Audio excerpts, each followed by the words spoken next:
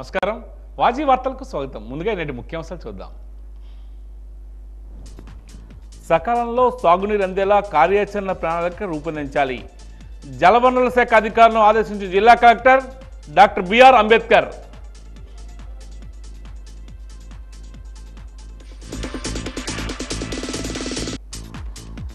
నకిలీ ఎరువులు, నకిలీ విత్తనాలకు చెక్ పెట్టాలి. మారుమూల ఉన్న ప్రతి గ్రామానికి నీరు అందాలన్న మంత్రి గుమ్మడి సంధ్యారాణి.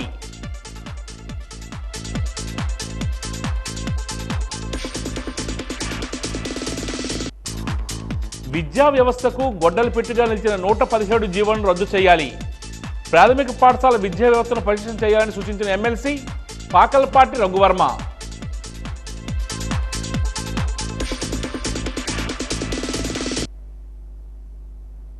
ఇక వివరాలకు వెళ్తే పార్లమెంట్ ప్రత్యేక సమావేశాలు కొనసాగుతున్నాయి. కొత్తగా కొలువుదీరిన 18వ లోక్సభతో పాటు రాజ్యసభల సంయుక్త సమావేశాన్ని ఉద్దేశించి రాష్ట్రపతి ద్రౌపది ముర్ము ప్రసంగించారు. మూడోసారి అధికారం చేపట్టిన మోడీ ప్రభుత్వం ప్రాధాన్యతలను ఆమె వివరించారు. తొలుత రాష్ట్రపతి భవన్ నుంచి పార్లమెంట్కు చేరుకున్న రాష్ట్రపతికి గజ ద్వారం వద్ద ప్రధానమంత్రి Modi, Lok Sabha speaker Om Birla, Rajya Sabha chairman Jagdeep Dhankhar, parliament వ్యవహారాల శాఖ మంత్రి కిరణ్ రిజిజు సాదర స్వాగతం పలికారు. అనంతరం ఉభయ సభలను ఉద్దేశించి ప్రథమ పౌరాలు ప్రసంగం చేశారు. 18వ లోక్సభకు ఎన్నికైన సభ్యులను అభినందించారు. ఎన్నికల ప్రక్రియను విజయవంతంగా నిర్వహించిన ఈసీకి అభినందనలు తెలియజేశారు. ఈ ఎన్నికల్లో ప్రజలు సుస్థిరతకు పట్టం కట్టారని, నిజాయితీ నమ్మి ప్రభుత్వానికి మరోసారి అవకాశం కల్పించారని తెలియజేశారు. దేశ ప్రజల విశ్వాసం గెలిచి మీరంతా లోక్సభకు వచ్చారు. ప్రజాస్వామ్య పరిరక్షణలో సభ్యులు విజయవంతం అవుతారని ఆశిస్తున్నానని తెలియజేశారు. దేశ ప్రజల ఆకాంక్షలను నెరవేర్చాలని రాష్ట్రపతి పిలుపునిచ్చారు.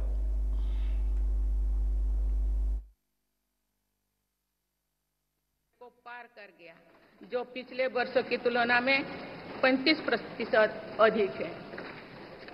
हमारे बैंकों की मजबूती उन्हें ऋण आधार का विस्तार करने और राष्ट्र के आर्थिक विकास में योगदान करने के लिए सक्षम बनाती है। सरकारी बैंकों का एनपीए भी लगातार कम हो रही है। आज एसबीआई रिकॉर्ड मुनाफे पर है। आज एलआईसी पहले से कहीं अधिक मजबूत है। आज एचएएल भी देश की डिफेंस इंडस्ट्री को ताकत दे रही है। आज जीएसटी भारत की इकोनॉमी को फॉर्मलाइज करने का, व्यापार कारोबार को आसान बनाने का माध्यम बना रहे हैं। జల్ జీవన్ మిషన్ లాంటి కేంద్ర ప్రభుత్వ పథకాల నిధులకు సంబంధించి రాష్ట్ర ప్రభుత్వం మ్యాచింగ్ గ్రాంట్ వివరాలు ఇవ్వాలని ఏపీ ఉప ముఖ్యమంత్రి పవన్ కళ్యాణ్ అధికారులకు ఆదేశించారు. గత ప్రభుత్వం ఈ పథకం నిధులను వినియోగించలేకపోయిందని వ్యాఖ్యానించారు. గ్రామీణ నీటి సరఫరా, పంచాయతీరాజ్, ఇంజనీరింగ్ విభాగాల అధికారులతో ఆయన సమీక్ష నిర్వహించారు. విజయవాడ క్యాంపు కార్యాలయంలో అధికారులతో సమావేశమైన డిప్యూటీ సీఎం తాగునీటి సరఫరాలో జాగ్రత్తలు తీసుకోవాలని సూచించారు. ఇటీవల డయేరియా కేసులు నమోదవుతున్న నేపథ్యంలో త్రాగునీటి సరఫరాపై ప్రత్యేకమైన శ్రద్ధ పెట్టాలన్నారు. త్రాగునీటి సౌకర్యం లేని గ్రామాలపై దృష్టి పెట్టాలని, జల్ జీవన్ మిషన్ పథకం నిధులను పూర్తి స్థాయిలో సద్వినియోగం చేసుకోవాలని అధికారులకు దిశానిర్దేశం చేశారు పవన్ కళ్యాణ్.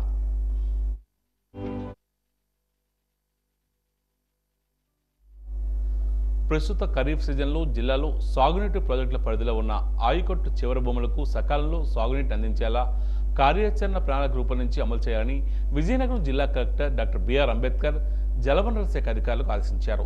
తన ఛాంబర్లో ఈరోజు ఆయన జలవనరుల శాఖ ఆధ్వర్యంలో సాగునీటి ప్రాజెక్టుల పరిస్థితి, ప్రస్తుత సీజన్లో ఆయా ప్రాజెక్టులో నీటి లభ్యత తదితర అంశాలపై ఆయా శాఖల ఇంజనీర్లతో సమీక్షించారు. ఈ సందర్భంగా ఆయన మాట్లాడుతూ ఆయకట్టు పరిధిలోని ప్రతి ఎకరానికి సాగునీరు అందాలని, ఏ ప్రాంతంలోనూ సాగునీరు అందలేదనే మాట వినిపించకూడదని ఆయన చెప్పారు. ఏ ప్రాంతంలో రైతాంగానికి ఏ సమయంలో సాగునీరు అవసరమో గుర్తించి ఎలాంటి ఇబ్బందులు లేకుండా నీటి సరఫరాకు ఏర్పాట్లు చేయాలని పేర్కొన్నారు. సాగునీటి కాలువల నిర్వహణ, పూడికతీత వంటి అత్యవసర పనులకు అవసరమైన నిధుల ప్రతిపాదనలు అందజేస్తే ప్రభుత్వానికి నివేదించి నిధుల మంజూరు కోసం ప్రయత్నిస్తామని జిల్లా కలెక్టర్ తెలియజేశారు.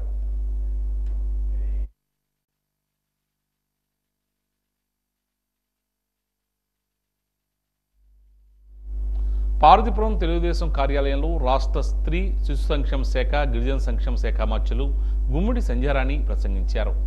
ముఖ్యమంత్రి, మంత్రుల ప్రమాణ స్వీకారం అయ్యాక ప్రత్యేక హోదా లేకపోయినా జగన్మోహన్ రెడ్డికి మాజీ ముఖ్యమంత్రిగా గుర్తించి ప్రమాణ స్వీకారానికి అవకాశం కల్పించడం జరిగిందని మంత్రి గుర్తు చేశారు. ఆయన ప్రమాణ స్వీకారం చేసి ఒక్క నిమిషం కుర్చీలో కూర్చోకుండా వెళ్లిపోయారని, మిగతా 10 మంది ఎమ్మెల్యేలను వదిలేశారని, ఆ పార్టీ ఎమ్మెల్యేలను కూడా గౌరవించలేని పరిస్థితి నెలకొందని మంత్రి ఆరోపించారు. ప్రజలు ఎంతో బాధ్యతతో రాత్రి 11 గంటల వరకు పోలింగ్ కేంద్రాల వద్ద బారులు తీరి ఓట్లు వేశారని, చంద్రబాబు నాయుడుపై ఉన్న నమ్మకంతోనే ఓటర్లు ఇతర దేశాల నుంచి తరలి వచ్చారని తెలియజేశారు.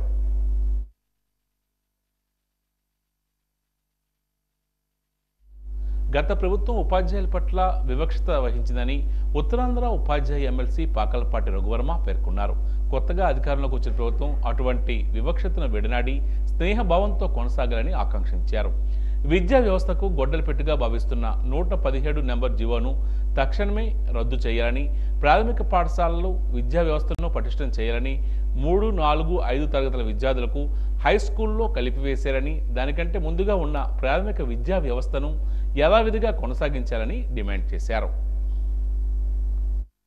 విద్యా వ్యవస్థకి గొడ్డలు పెట్టిగా భావిస్తున్నామో 117 జీవోని తక్షణమే రద్దు చేయాలని, మరి ప్రాథమిక పాఠశాల వ్యవస్థని పటిష్టం చేయాలని, 3, 4, 5 తరగతులు ఏదైతే మరి హై స్కూల్లో రద్దు చేశారో పూర్వస్థితిలో ప్రాథమిక వ్యవస్థని 1, 2, 3, 4, 5 తరగతులు యథాతథంగా కొనసాగించాలని, మరి అదేవిధంగా 117 జీవోని రద్దు చేస్తే మరి పాఠశాల వ్యవస్థ పటిష్టం చేయడానికి, అదేవిధంగా మరి పాఠశాలల పరిపుష్టికి ఉపాధ్యాయుల పోస్టులు ఎక్కువగా రావడానికి అవకాశం ఉంటుందన్నమాట.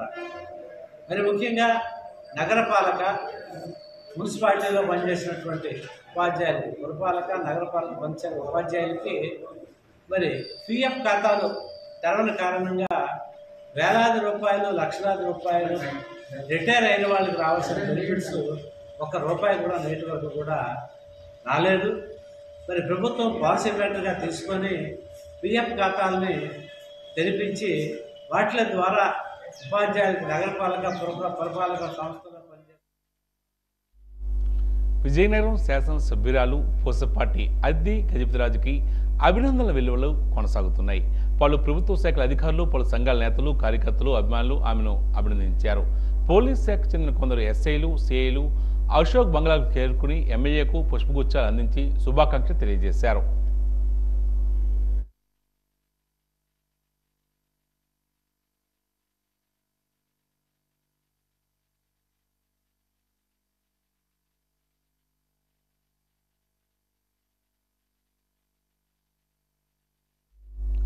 ప్రజలకు విద్యుత్ సరఫరాలో అంతరాయం కలగకుండా ఉండేలా విద్యుత్ శాఖ అధికారులు ప్రత్యేకమైన దృష్టి సాధించాలని నెల్లిమర్ల శాసనసభ్యురాలు లోకం నాగమాధవి అన్నారు.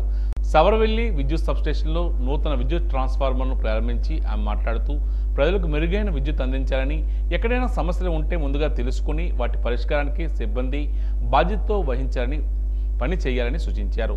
తీర ప్రాంత గ్రామాల్లో ఎక్కువగా గాలులు వీస్తున్నందున విద్యుత్ తరచూ తీవ్ర అంతరాయం కలుగుతున్నందున దానిపై సిబ్బంది ఎప్పటికప్పుడు జాగ్రత్త వహించాలని సూచించారు. పేదవాళ్ళకి అందేటట్టు చేయండి. మీకు ఎంత బడ్జెట్ కావాలి, ఇంకా తీసేసిన వాళ్ళకి మనం పెట్టడానికి ఎంత బడ్జెట్ కావాలంటే మీరు బడ్జెట్ సెషన్లో దాన్ని తీసుకురండి. మనం దాన్ని రివ్యూ చేద్దాం. చేసి ఎలా మనం దాన్ని తీసుకొచ్చి ప్రజలందరికీ కూడా న్యాయం జరిగేటట్టు చూద్దాం అన్నది ఖచ్చితంగా మాకు పైనుంచి వస్తున్న ఆర్డర్స్, కమాండ్స్. కాబట్టి మేమందరం అదే దిశలో వెళ్ళి ఎక్కడ అవినీతి జరగకుండా, అన్యాయం జరగకుండా ప్రజల పక్షాన ఉంటానని చెప్పి మీ అందరికీ కూడా నేను మాట్లాడే కన్స్యూమర్ సైడ్ నుంచి ఒక ప్రజాప్రతినిధిగా నేను అడిగేది, లాస్ట్ 5 ఇయర్స్లో ఆ ఛార్జెస్ బాగా పెరిగిపోయి దానికి నేనే చాలా పే చేశాను. ఒక పోల్ చేంజ్కి ఇంతకు ముందు కట్టిన దానికన్నా ఒక 5 ఇంతలు 6 ఇంతలు పెరిగిపోయి అది మనం కొంత ఎలా నియంత్రిస్తాం, ఎలా మళ్ళీ దాన్ని వెనక్కి తీసుకొస్తాం అని ఆలోచించి మనం చేయాల్సిన పని ఉంటుంది.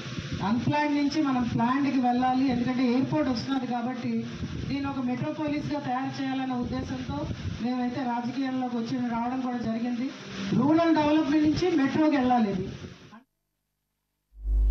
గత ఏడాది భారతీయ న్యాయ సంహిత 2023, భారతీయ నాగరిక సురక్ష సంహిత 2023, భారతీయ సాక్ష్య అధినియం 2023 చట్ట ప్రకారం దాల్చింది.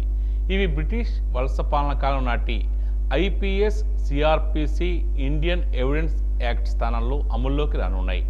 జూలై 1వ తేదీ నుంచి అమల్లోకి రానున్న కొత్త నేర న్యాయ చట్టాలతో నేర దర్యాప్తు విచారణ ప్రక్రియలో కీలక మార్పులు రానున్నాయి. ఈ నేపథ్యంలో వాజీ అందిస్తున్న ప్రత్యేక కథనం మీకోసం. దివ్యాంగులు, దీర్ఘకాల వ్యాధిగ్రస్తులతో పాటు 15 ఏళ్లలోపు పిల్లలు, 60 ఏళ్లు పైబడిన వృద్ధులకు పోలీస్ స్టేషన్కు వెళ్లడం నుంచి మినహాయింపు ఉంటుంది. వారు నివాసం ఉన్న చోటే పోలీసుల సహాయం పొందవచ్చు. స్వల్ప నేరాలకు సంబంధించిన అరెస్టులకు సమాజ సేవ చేసే అవకాశాన్ని కొత్త చట్టాలు కల్పిస్తున్నాయి. ఏదైనా ఘటనకు సంబంధించిన సమాచారాన్ని ఏ పోలీస్ స్టేషన్లోకైనా ఆన్లైన్లో తెలియజేయవచ్చు. 0 FIR నిబంధన ప్రకారం ఏ వ్యక్తి అయినా పోలీస్ స్టేషన్ పరిధితో సంబంధం లేకుండా ఎక్కడైనా ఫిర్యాదు ఇవ్వచ్చు. కేసు దర్యాప్తును పటిష్టంగా నిర్వహించేందుకు తీవ్రమైన నేరాలలో ఫోరెన్సిక్ నిపుణులు తప్పనిసరిగా ఘటనా స్థలాన్ని పరిశీలించాల్సి ఉంటుంది. దీంతో పాటు సాక్ష్యాలను తారుమారు చేయడాన్ని నిరోధించేందుకు నేరం జరిగిన ప్రాంతంలో ఆధారాలను సేకరించే క్రమాన్ని తప్పనిసరిగా వీడియోగ్రఫీ చేయాలి. బాధితులతో పాటు నిందితులు కూడా FIR కాపీలను ఉచితంగా పొందవచ్చు. వీటితో పాటు పోలీస్ రిపోర్ట్, ఛార్జ్ షీట్, స్టేట్మెంట్లు, ఇతర డాక్యుమెంట్లను 14 రోజులలో పొందవచ్చు. అరెస్టు సందర్భాలలో బాధితులు తమ సన్నిహితులు, బంధువులకు ఆ పరిస్థితిని తెలియజేసే హక్కు ఉంటుంది. తద్వారా తక్షణ సహాయం పొందే వీలవుతుంది. అరెస్టు వివరాలను స్థానిక పోలీస్ స్టేషన్తో పాటు జిల్లా ప్రధాన కార్యాలయాలలోనూ బహిరంగంగా ప్రదర్శిస్తారు. తద్వారా అరెస్టు సమాచారాన్ని బాధితుల కుటుంబీకులు, స్నేహితులు తేలికగా తెలుసుకునే సౌలభ్యం ఉంటుంది. ఆన్లైన్లో సమన్లు జారీ చేయడం ద్వారా పేపర్ వర్క్ తగ్గించి అన్ని భాగస్వామ్య పక్షాల మధ్య సమాచారం అందేలా నిబంధనలు రూపొందించారు. మహిళలపై కొన్ని నేరాలకు సంబంధించి బాధితురాలి స్టేట్మెంట్లు మహిళా మెజిస్ట్రేట్ ముందు నమోదు చేయాల్సి ఉంటుంది. వారు లేని పక్షంలో మహిళా సిబ్బంది సమక్షంలో పురుష మెజిస్ట్రేట్ ముందు హాజరుపరచాలి. కేసు విచారణలో అనవసర జాప్యాన్ని నివారించడానికి, సకాలంలో న్యాయం అందేలా చేయడానికి కోర్టులు గరిష్టంగా 2 వాయిదాలు మాత్రమే మంజూరు చేస్తాయి. అత్యాచార నేరాలలో కేసులు బాధితురాలికి మరింత రక్షణ కల్పించడానికి, అత్యాచార నేరానికి సంబంధించిన దర్యాప్తులో పారదర్శకతను అమలు చేయడానికి బాధితుడి వాంగ్మూలాన్ని ఆడియో, వీడియో ద్వారా పోలీసులు నమోదు చేయాలి. విజయనగరం జిల్లాలో ఉన్న కార్పొరేట్, ప్రైవేటు విద్యా సంస్థల పేరు మీద పుస్తకాలు ముద్రించి పాఠశాల ఆవరణలో విక్రయిస్తున్న వీటిపై అధికారులు స్పందించడం లేదని, వెంటనే జిల్లా కలెక్టర్ కలుగు చేసుకుని చర్యలు చేపట్టాలని SFI జిల్లా అధ్యక్షుడు డి రాము డిమాండ్ చేశారు. ఈ మేరకు సంఘం ఆధ్వర్యంలో జిల్లా కలెక్టరేట్ ఎదుట ధర్నా కార్యక్రమాన్ని నిర్వహించి తమ నిరసన వ్యక్తం చేశారు. ఈ సందర్భంగా ఆయన మాట్లాడుతూ పేద మధ్యతరగతి విద్యార్థుల నుండి వేల రూపాయలు పుస్తకాలు పేరు మీద వసూలు చేస్తున్నారని, SFA అక్రమ పుస్తక వ్యాపారాలను గుర్తించి ఆందోళన చేసి పుస్తకాల గదులను సీజ్ చేయిస్తూ ఉంటే అధికారులు మళ్లీ వాటిని తెరిపిస్తున్నారని ఆరోపించారు. దీనిపై ఆందోళన చేస్తే MEO సంఘటన స్థలానికి వచ్చి కూడా చూసి చూనట్లు వెళ్లిపోయారు తప్పితే ఎటువంటి చర్యలు తీసుకోలేదని తెలియజేశారు. విద్యా హక్కు చట్టాన్ని కాపాడవలసిన అధికారులే ఇలా చేస్తే ఎలా అని ప్రశ్నించారు. కార్పొరేట్ విద్యా సంస్థల్లో పుస్తకాల విక్రయాన్ని ఆపాలని డిమాండ్ చేస్తున్నారు.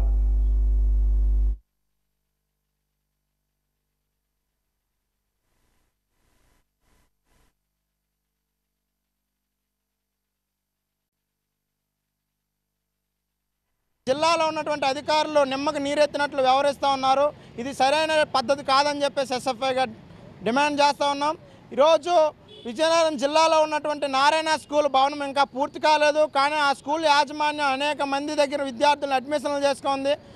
సో స్కూల్ భవనం పూర్తి కాకుండా, మౌలిక సదుపాయాలు పరిశీలించకుండా ఆ స్కూల్ని అఫిలియేషన్ ఎలా ఇస్తారని చెప్పేసి ఈరోజు DEOని కానీ జిల్లాలో విద్యాశాఖ అధికారులను కానీ ప్రశ్నిస్తూ ఉన్నాం.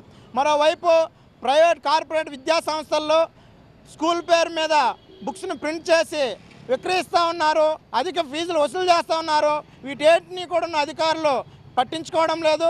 బొబ్బిల్లో సురేష్ స్కూల్ యాజమాన్యం పుస్తకాలను విక్రయిస్తుందని చెప్పేసి అక్కడ ఉన్నటువంటి MEO, డిప్యూటీ DEOలతో పుస్తకాల గదిని సీజ్ చేస్తే అక్కడికి 2 రోజుల తర్వాత యాజమాన్యం మళ్ళీ ఆ సీల్ని ఇప్పేసి పుస్తకాలను విక్రయించింది. ఎందుకు ఇలా చేస్తున్నారని చెప్పి అడిగితే మేము DEO గారిని కలిసాము, ఆయనే సీల్ తీసేసి అమ్ముకోమని చెప్పారని చెప్పేసి చెప్తూ ఉన్నారు. విద్యా హక్కు చట్టాన్ని, విద్యారంగాన్ని కాపాడాల్సినటువంటి అధికారులే ఈ రకమైనటువంటి తప్పుదోవ పట్టిస్తూ ఉంటే ఈరోజు పేద విద్యార్థులు ఏ రకంగా చదువుకోగలరని చెప్పేసి SFIగా ప్రశ్నిస్తూ ఉన్నాం. ఇకనైనా సరే జిల్లాలో ప్రైవేట్, కార్పొరేట్ విద్యా సంస్థల్లో అధిక ఫీజుల దోపిడీని అరికట్టాలి. విద్యా చట్టానికి అతిక్రమంగా పుస్తకాలను విక్రయిస్తున్నటువంటి కళాశాలను పాఠశాలలను వెంటనే రద్దు చేయాలి.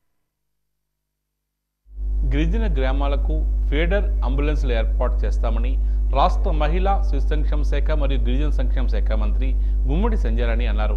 జిల్లా కలెక్టరేట్ కార్యాలయంలో జిల్లా అధికారులతో సమీక్షించిన అనంతరం మీడియాతో ఆమె మాట్లాడారు. పాలన ప్రజల వద్దకు వెళ్లాలని, ప్రజలకు ఎటువంటి ఇబ్బందులు ఉండరాదని, రైతులు అడిగిన విత్తనాలు ఇవ్వాలని, ఎరువులు విత్తనాలు సకాలంలో అందించాలని తెలియజేశారు. నకిలీ విత్తనాలు ఎరువులపై దృష్టి సారించాలని, వీటికి చెక్ పెట్టాలని అధికారులకు ఆదేశించినట్లు చెప్పారు. చివరి భూముల వరకు నీరు అందాలని ఆదేశించినట్లు చేశారు. తోటపల్లి నీటిని జూలై 1వ తేదీన విడుదలకు ప్రయత్నిస్తున్నామని పేర్కొన్నారు.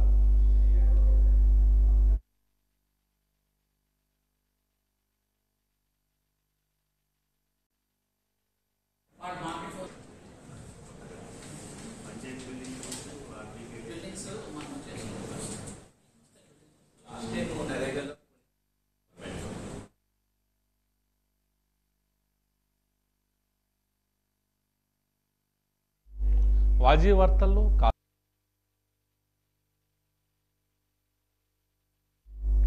వివిధ ప్రైవేటు కంపెనీల్లో మొత్తం 310 ఉద్యోగాల భర్తీ కోసం ఈరోజు జాబ్ మేళా నిర్వహించారు. విజయనగరం మహారాజా అటానమస్ కళాశాలలో జరిగిన ఈ జాబ్ మేళాలో పలువురు నిరుద్యోగులు పాల్గొన్నారు. జిల్లా ఉపాధి కల్పన కేంద్ర ఆధ్వర్యంలో విజయనగరంలోని ఎంఆర్ అటానమస్ కళాశాలలో వివిధ కంపెనీల్లో ఉప విభాగాల ఉద్యోగాలకు జాబ్ మేళా నిర్వహించారు. హెట్రో ల్యాబ్స్ లిమిటెడ్లో ప్రొడక్షన్ 150, ముత్తూట్ ఫైనాన్స్లో రిలేషన్స్ ఆఫీసర్లు 100, జాబ్ డీలర్స్ కంపెనీలో front office, telecalling helpers, sales executive, marketing executive, business development associate, drivers 60 ఉద్యోగాల భర్తీకి జరిగిన ఈ జాబ్ మేళాలో పెద్ద సంఖ్యలో నిరుద్యోగులు హాజరయ్యారు. ఎంపికైన అభ్యర్థులు విజయనగరం, విశాఖపట్నం, శ్రీకాకుళం, అనకాపల్లి జిల్లాల్లో పోస్టును బట్టి పనిచేయవలసి ఉంటుంది. జాబ్ డీలర్స్ సంస్థ ప్రతినిధి సంతోష్ ఈ సందర్భంగా మాట్లాడుతూ తమ సంస్థ ద్వారా వివిధ కంపెనీలకు అవసరమైన ఉద్యోగాలకు అభ్యర్థులను ఎంపిక చేసి కంపెనీలకు అప్పగిస్తామని పేర్కొన్నారు. దగ్గర vacancy front office, reception, telecalling, cashier, manager, RM, team leader, sales executive, marketing executive, HR managers, HR recruiters. So మా దగ్గర 18 టైప్ ఆఫ్ జాబ్ రోల్స్ ఉన్నాయి. సాఫ్ట్వేర్, ఐటీ కంపెనీలో కూడా ఉన్నాయి. సో మన ఎంఆర్ కాలేజీలో ఇప్పుడు ఈ జాబ్ మేళాకి దగ్గర 200 మంది వరకు హాజరయ్యారు. మాది ఏంటంటే మా కంపెనీ ఒక హైరింగ్ కంపెనీ, వైజాగ్ నుంచి స్టార్టప్ కంపెనీ. సో మేము ఈరోజు వచ్చి ఇక్కడ 2 మెంబర్స్ హెచ్ఆర్స్ వచ్చున్నాం. సో మాకు ఇక్కడ నుంచి దగ్గర 200+ వేకెన్సీ ఉంది. వైజాగ్ లొకేషన్ అండ్ విజయనగరం, శ్రీకాకుళంలో వేకెన్సీ ఉన్నాయి. సో ఈ అవకాశం అనేది ఇక్కడ ఎంఆర్ కాలేజ్ వాళ్ళు ఇచ్చినందుకు thanks to MR college HR team, principal team, thank you. వేతనం 10,000 నుంచి 25,000 వరకు ఉన్నాయి. అండ్ అబౌవ్ 1 lakh వరకు ప్యాకేజ్ వచ్చి అరబిందో ఫుడ్స్లో ఉన్నాయి. బట్ దానికి 3 years అబౌవ్ ఎక్స్పీరియన్స్ వాళ్ళు కావాలి.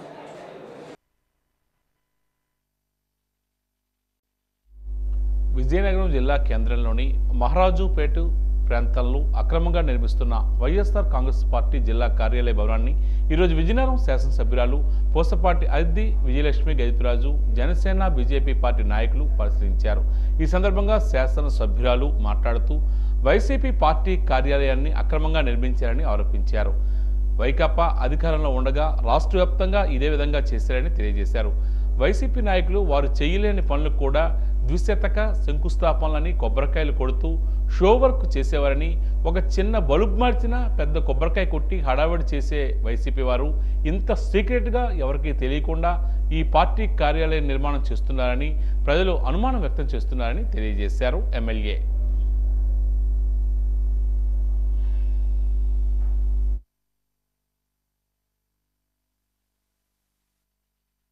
శంకుస్థాపనలు చేశారని చెప్తా ఉన్నారు.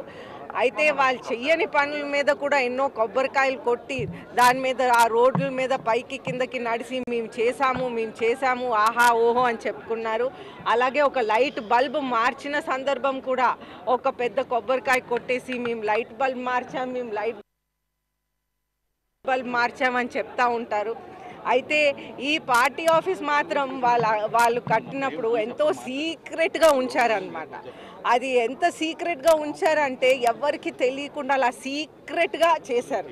అయితే ఈ సీక్రెసీ వాళ్ళు మెయింటైన్ చేశారు కాబట్టి ప్రజలందరికీ ఒక పెద్ద డౌట్ వచ్చింది. వీళ్ళు ఏంటి ఇంత సీక్రెట్గా చేస్తున్నారు, మామూలుగా వాళ్ళు చెయ్యని రోడ్డు కూడా వాళ్ళు మేము చేసామని చేసుకొని ఇన్ని కొబ్బరికాయలు కొట్టేస్తారు, కానీ ఇక్కడికి వచ్చే వరకు ఇది చేసింది చూపెట్టకుండా ఒక సీక్రెట్గా మెయింటైన్ చేస్తూ వచ్చారు. అయితే ఇక్కడ మనం చూస్తుంటే ఇది ఒక అక్రమ ఇది అని మనకు తెలుస్తుంది. అయితే న్యాచురల్గా వైఎస్ఆర్సీపీ పార్టీ అందరికీ తెలిసిన విషయమే, ల్యాండ్ దందా, ల్యాండ్ ఆక్యుపేషన్, కట్టడంలో అక్రమాలు, అన్ని విధాల అక్రమాల్లో వాళ్ళు నంబర్ 1. అయితే ఈ పార్టీ ఆఫీస్ కూడా ఆ విధంగానే వాళ్ళు చేశారు. అయితే ఈ ల్యాండ్ ఆక్యుపై చేసి ఈ పార్టీ ఆఫీస్ కట్టారు. అయితే మనం న్యాచురల్గా ఇటువంటి పనులు చేసినప్పుడు ప్రజలు ఊరుకోకూడదు. ఎందుకంటే ఈరోజు గవర్నమెంట్ భూమి అవ్వచ్చు, వేరే ప్రైవేట్ భూమి అవ్వచ్చు, ఎవరిదైనా అవ్వచ్చు, కానీ ఒకరిది జరిగినప్పుడు ఇంకొకరిది కూడా జరగవచ్చు. అయితే ప్రజలు ఊరుకోకూడదు. మనం తీర్పు చూసాం, వాళ్ళు ఇచ్చిన ప్రజలు ఇచ్చిన తీర్పు ఓటింగ్ ద్వారా కూడా మనం చూసాం. అయితే ప్రజలైతే క్లారిటీగా చెప్తున్నారు, వాళ్ళు ఇచ్చిన ఓట్ రూపంలో చెప్పారు, మనకి ఒక బాధ్యత అయిన గవర్నమెంట్ కావాలి. అన్ని ఆఫీసులు ఎలాగైతే దేనికోసం అవసరమో దానికోసం పనిచేయాలి. ఇప్పుడు రెవెన్యూ డిపార్ట్మెంట్ వాళ్ళ సొంతిల్లులాగా పనిచేయకూడదు. రెవెన్యూ డిపార్ట్మెంట్ ప్రజల కోసం, రెవెన్యూ పనుల కోసం పనిచేయాలి. అదేవిధంగా ఎడ్యుకేషన్ డిపార్ట్మెంట్ వాళ్ళ సొంత పనుల కోసం చేయకూడదు. ఎడ్యుకేషన్ డిపార్ట్మెంట్ ఎడ్యుకేషన్ కోసం పనిచేయాలంటూ యువత ప్రెసిడెంట్ గంటా రవి అని ఈ ఆర్టీఐ యాక్ట్ ప్రకారం కూడా ఒకటి అప్లై చేశారు. అయితే ఇది అప్లై చేసినప్పుడు కూడా వాళ్ళు ఏ ఒక్క ఇన్ఫర్మేషన్ కూడా ఇవ్వలేదు. సో అన్ని విధాలుగా వాళ్ళు ఇది అక్రమంగా ఆక్యుపై చేశారు, అక్రమంగా కట్టడాలు జరిగినాయి కాబట్టి వాళ్ళు అన్ని విధాలుగా కప్పిపుచ్చుకోవటానికి ట్రై చేశారు. అయితే ఇప్పుడు స్టేట్ వైడ్ కూడా మనం ఈ అక్రమాలను, వాళ్ళు చేసిన అక్రమాలన్నీ కూడా మనం డెఫినెట్గా మనం బయటికి తీసుకెళ్ళి మనం ఒక పాజిటివ్ విధానంగా ప్రజల కోసం మళ్ళీ మనం పనిచేస్తున్నాం కాబట్టి ఎవరిదైతే వాళ్ళది మళ్ళీ మనం కరెక్ట్గా చూసుకొని రూల్ ప్రకారం వ్యవసాయ కార్మికులను ప్రభుత్వం ఆదుకోవాలని వ్యవసాయ కార్మిక సంఘం జిల్లా అధ్యక్ష ప్రధాన కార్యదర్శులు కండిపల్లి భీముడు పురం అప్పారావు అన్నారు. స్థానిక అమర్భవన్లో ఏర్పాటు చేసిన విలేకరుల సమావేశంలో వారు మాట్లాడుతూ ఇటీవల రాష్ట్ర డిప్యూటీ సీఎం పవన్ కళ్యాణ్ ఉద్యానవన పంటలకు జాతీయ గ్రామీణ ఉపాధి హామీ పథకాలకు అనుసంధానం చేయడం హర్షణీయమని తెలియజేశారు. సన్న చిన్నకారు రైతులకు కూడా ఉపయోగపడే విధంగా ఉపాధి హామీ పథకానికి అనుసంధానం చేయాలని తెలియజేశారు. చెరువు పనులకే కాకుండా కాలువలు, బంజరు భూములు, గడ్డివాగు భూములు, పట్టణ ప్రాంతాల్లో కూడా ఉపాధి హామీ పథకం కల్పించాలన్నారు. ప్రభుత్వం అర్హులైన వారికి మంజూరు చేసిన పక్కా గృహాలకు 5 లక్షల రూపాయలు, 3 సెంట్లు స్థలం ఇస్తున్న ఇళ్లకు ఉపాధి హామీ పథకంలోనే కొనసాగించాలని తెలియజేశారు. దానికి వ్యవసాయ కార్మిక సంఘం తరఫున ప్రత్యేకంగా ధన్యవాదాలు. అలాగనే పట్టణ ప్రాంతాల్లోని ఇంతవరకు కూడా ఉపాధి హామీ పని అనేది ప్రవేశపెట్టాలని పట్టణ ప్రాంతాల్లో కూడా పేద మధ్యతరగతి కూలీలందరికీ కూడాను. దాంట్లో భాగంగానే ఎప్పటికీ ఉన్నటువంటి ఉపాధి కూలీ అంతంత మాత్రమే అందుతుంది. నిత్యావసర వస్తువుల రేట్లు ఆకాశాన్ని అంటుతున్నాయి. ఈ క్రమంలో కొనలేక, తినలేక, బ్రతకలేక వ్యవసాయ కార్మికులు జీవితాన్ని గడపాల్సి వస్తుంది.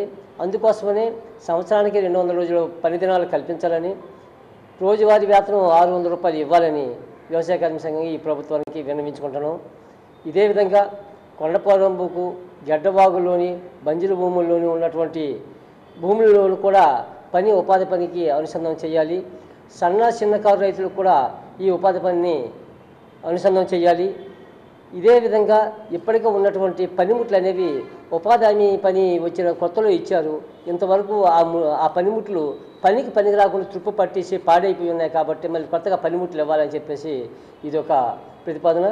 అదేవిధంగా ఇప్పటికే ఈ ఉపాధి హామీ పనులు చేస్తున్న పని ప్రదేశంలో మౌలిక సదుపాయాలు అంతంత మాత్రంగానే ఉన్నాయి కాబట్టి పూర్తి స్థాయిలో మౌలిక సదుపాయాలు కల్పించాలని చెప్పేసి ఇది ఒక ప్రతిపాదన ప్రభుత్వానికి తెలియజేశాం. నగరంలోని విద్యుత్ స్టేడియంలో 7వ జిల్లా స్థాయి క్రెడిట్ టైక్వాండో ఎంపిక పోటీలను విజయనగరం జిల్లా టైక్వాండో అసోసియేషన్ అధ్యక్షుడు చారి ఆధ్వర్యంలో నిర్వహించారు. ఎంపిక పోటీలో 8 మండలాల నుంచి సుమారు 50 మంది క్రీడాకారులు పాల్గొని వారి ప్రతిభను కనబరిచారు. ఈ సందర్భంగా చారి మాట్లాడుతూ ఈ నెల 30వ తేదీ నుండి విశాఖపట్నంలో జరగబోయే 7వ రాష్ట్ర స్థాయి టైక్వాండో పోటీలకు ఎంపిక పోటీలు నిర్వహించడం జరుగుతుందని తెలియజేశారు. టైక్వాండో క్రీడ వల్ల క్రీడాకారుల్లో ఆత్మస్థైర్యం పెరుగుతుందని పేర్కొన్నారు.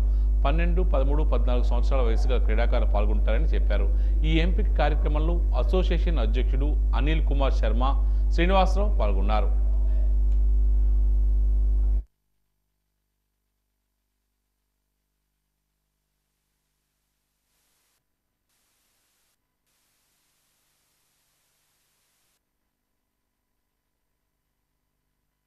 ఈరోజు స్థానిక విద్యుత్ స్టేడియం విజయనగరంలో 7వ విజయనగరం జిల్లా స్థాయి తైకొండో పోటీలు నిర్వహించడం జరిగింది. అదేవిధంగా 7వ రాష్ట్ర స్థాయి పోటీలకు సెలక్షన్ ట్రయల్స్ కూడా ఇందులోనే జరుగుతుంది. ఇందులోని విజేతలందరూ కూడా వచ్చే నెల అంటే ఈ నెల 30 నుంచి జూలై 1 వరకు విశాఖపట్నంలో జరిగే రాష్ట్ర స్థాయి పోటీల్లో పాల్గొంటారు. మరి అందులో విజేతలందరూ కూడా మరి ఆగస్టు 1, 2, 3 తారీఖులో జాతీయ స్థాయి ఆంధ్రప్రదేశ్లో జరిగే జాతీయ స్థాయి పోటీల్లో కూడా కనుక్కుంటారు. మరి క్యాడెట్ విభాగంగా మరి బ్లాక్ బెల్ట్స్ని ఇందులోని కంపల్సరీ చేయడం జరిగింది. ప్రతి ఒక్క 12, 13, 14 సంవత్సరాలు ఉన్న క్యాడెట్ విభాగం వాళ్ళందరూ కూడా బ్లాక్ బెల్ట్ విభాగంలో ఈ జాతీయ స్థాయి పోటీలు అలాగే రాష్ట్ర స్థాయి పోటీలు నిర్వహించడం జరుగుతుంది. విజయనగరం నుంచి సుమారు ఒక 70 మంది క్రీడాకారులు ఈరోజు ఈ సెలక్షన్ ట్రయల్స్కి ఇక్కడ హాజరవడం జరిగింది. మరి ప్రెసిడెంట్ అందరికీ కూడా విషెస్ చెప్తున్నాను. అదేవిధంగా ఈ క్రీడాకారులందరూ కూడా మంచి రాష్ట్ర స్థాయిలో ప్రతిభ కనబర్చి అదేవిధంగా జాతీయ స్థాయిలో కూడా కనబర్చి పథకాలు తేవాలని వాళ్ళందరికీ నా ఆశీస్సులు మరియు నా దేవులను కూడా వాళ్ళకి తెలియజేస్తున్నాను. గతంలో ఎంతోమంది క్రీడాకారులు రాష్ట్ర జాతీయ స్థాయిలో మెడల్స్ సాధించడం జరిగింది. విజయనగరంకి తైకొండ అంటే ఒక ప్రత్యేకమైన గుర్తింపు ఉంది. ఇదే గుర్తింపుని ఇదే ప్రతిభని వీళ్ళు ఒలింపిక్ స్థాయిలో కూడా తీసుకెళ్ళగలరని నేను భావిస్తున్నాను. Thank you. భోగాపురం మేజర్ పంచాయతీలో కార్యదర్శిగా పనిచేసి పదోన్నతిపై బదిలీపై ఆనందపురం వెళ్లిన ఏ రామకృష్ణ నాయుడుకు ఘనంగా సత్కరించారు. భోగాపురం మండల పరిషత్ కార్యాలయంలో ఎంపీడీఓ చంద్రకళ అధ్యక్షతన సన్మాన కార్యక్రమం జరగక ఎంపీపీ ఉప్పాడ అనూషారెడ్డి ఆధ్వర్యంలో ఉపాధి హామీ పథకం వెలుగులోకి తోటి కార్యదర్శులు సిబ్బంది ఆయనకు ఘనంగా సత్కరించారు. ఈ సందర్భంగా ఎంపీపీ మాట్లాడుతూ ప్రతి ఒక్క ఉద్యోగి బదిలీ కావడం తప్పనిసరని, పనిచేసిన చోట అందరితో మంచిగా మెలిగి బాధ్యతగా పనిచేసినాడే మంచి గుర్తింపు వస్తుందని అభిప్రాయపడ్డారు.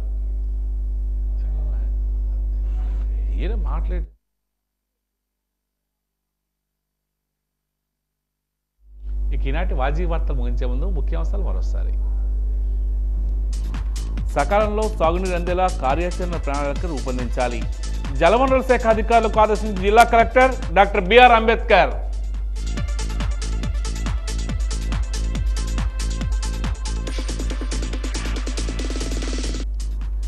నకిలీ ఎరువులు, నకిలీ విత్తనాలకు చెక్ పెట్టాలి. మారుమూల ఉన్న ప్రతి గ్రామానికి నీరు అందాలన్న మంత్రి గుమ్మడి సంజయరాణి.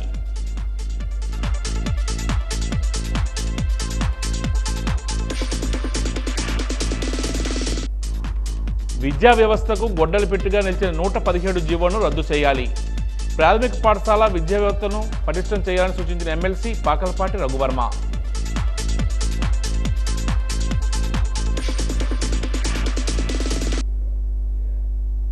వాజీ వార్తలు ఇంతటితో సమాప్తం. నమస్కారం.